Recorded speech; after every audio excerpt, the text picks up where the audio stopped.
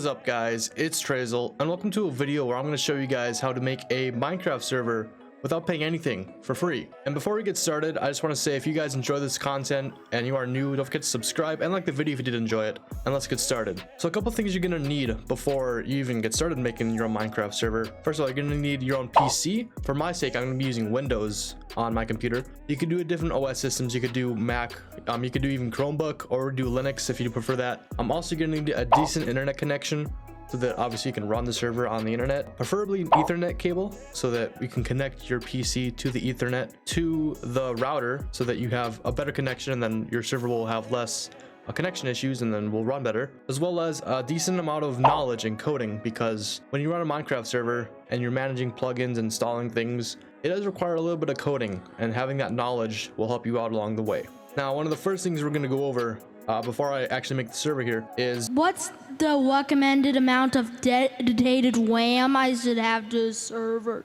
Yes, that's probably one of the biggest things that you probably are wondering when you make a server. I'm gonna make this really simple for you. There's three things that you can think of when determining how much RAM you need. 1 GB for every 10 players you're gonna have on your server. Now, starting off, that might be like 10, 20, 30 players. So that's like 1, 2, 3 gigabytes that you'll need to dedicate towards your server for players. And then for plugins, as the second category, you're gonna need 1 GB of RAM for every 20 plugins you have on your server.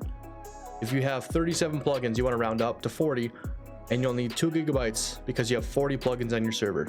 Then the last category is the size of your server, kind of the amount of disk space it takes of your worlds and other things that could be taking up disk space. So every 2 gigabytes of disk space of your worlds and whatnot, you're going to be using 1 gigabyte of RAM. So say your disk space of your server is 10 gigabytes big, you're going to be using 5 gigabytes of RAM for your server. And then you total all that up, and then that's how much RAM you need to run your server. Now you might be asking yourself, how do I know how much RAM my computer has? That's a good question, because obviously if you don't know how much RAM you have, you don't really know how much RAM your server can even handle, because if you're running it on your computer, it's your limit, if that makes sense. So what I'm doing here is I'm going to go to settings. I'm going to type in about, and you see that about your PC there. Now this thing pops up with some information, and you can just see right there, 16 gigabytes is what I have installed on my computer, and that's the only number you need to know. So actually, my computer can use up to 16 gigabytes of RAM. You don't want to use the entirety of your 16 gigabytes for your server, because your computer also needs RAM to do other processes in the background and other things. Everything you do in your computer uses RAM. When you're running a Minecraft server, you can only dedicate up to half of your RAM on your computer to the server. Since I have 16, I can only dedicate up to 8. If I do more than that, my computer could run into issues. Now that you've kind of configured your server, kind of figured a couple things out, make sure you have the right equipment, now you gotta actually make the server. I'm gonna go on my desktop here, kind of the easiest place to be. You can right click with your mouse and go new folder and call it whatever you want. Kind of just decided to go on the bottom there, but I'm gonna call it new server. And then this is where you're gonna put everything in your server.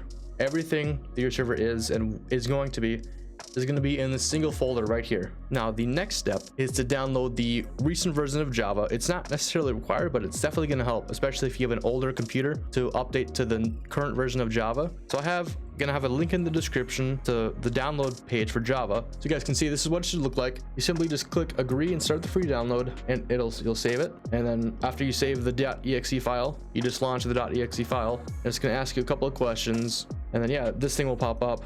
It'll ask you some questions to install and whatever, and then this will pop up. We'll let that go through, and after this is done, you'll be on the current version of Java, and you should be all good to go to the next step. Now the next step, I have another link in the description. It's a link to the official Minecraft page. It's going to be where you download the server.jar file, and when you go there, it should look like this, and you go down to the bottom and you can download the official Minecraft server.1.18.1 jar, which is, as of I'm recording this video, the current version of Minecraft. If you're watching this video in the future, it might not be 1.18.1, and it could be like 1.19. You just download the current version of Minecraft, whatever it is, and then what you're gonna do is go to downloads, see that server jar file, you're gonna put that in your new server. You're gonna move that to there.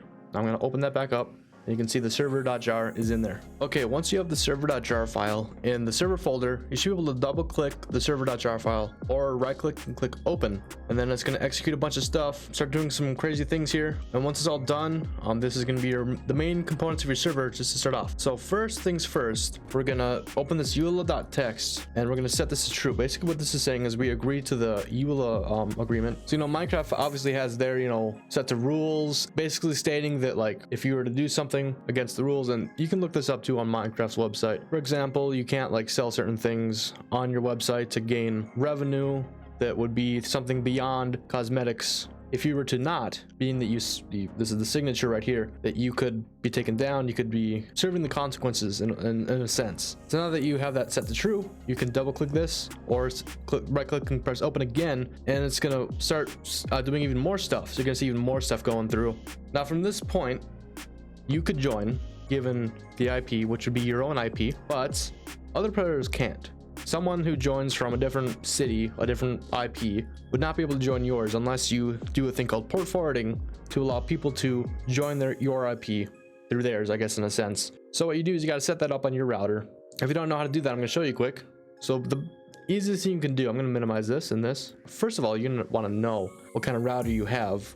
There's lots of different brands. Just figure out the brand of your router and then just search something like how to port forward there's a Minecraft server right there, but a blank router, meaning like if you have like an Xfinity router, for example, I can just do this for example, how to set up port forwarding on your Xfinity gateway.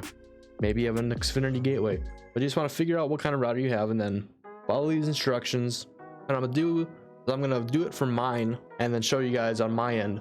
There we go. So for me, all I did was go to the open net and enable port forwarding. I literally just clicked that and it's applying it right away for me. And that was pretty simple for me. For you, it might not be as simple as clicking a button, but it depends on your router. Okay, now after you have port forwarding set up and the server is running, essentially you should be able to just join the server. Okay, so I'm gonna go to multiplayer, then I'm gonna go to add server, and I'm just gonna call it new, same thing I called it on my PC, new server. I'm gonna type in the IP. I'm gonna type in that and go colon. Then I believe it's just for me, I have the default, it should be the same for you, but I have the default Java port, which is 25565. It should be the same for you if you did it correctly. Then you do that, click OK, and there you go. You can actually see it pops up, but it is 1.18.1. So unfortunately I was on bad line 1.17.1. So if I go scroll down here, you can see that is the local server that I made.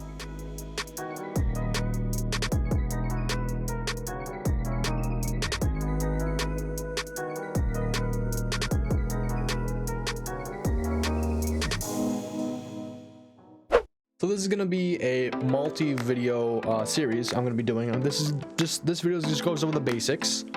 Next video, I'm going to go over how to configure these options right here. And then the video after that, I'm going to go over plugins, and we're going to go from there. If you guys do enjoy this, please leave a comment about what you enjoy so that I know to make more of these. And subscribe if you're new, and leave a like if you do enjoy this as well. And obviously, as always, peace out, everybody.